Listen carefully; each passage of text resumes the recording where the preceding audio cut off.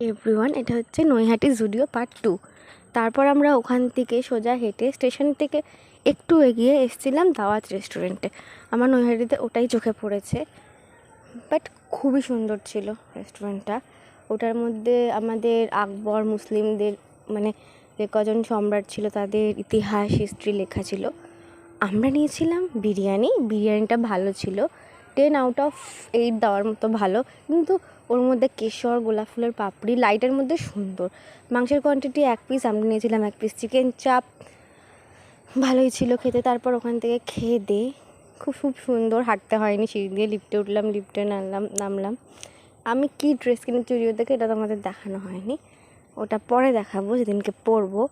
এবং যা কিনেছি আর এই সানগ্লাসটা তো কিনেছি, সেটা তোমাদেরকে দেখালাম, আর বলে কিনে আমরা পরেও ফেলেছি।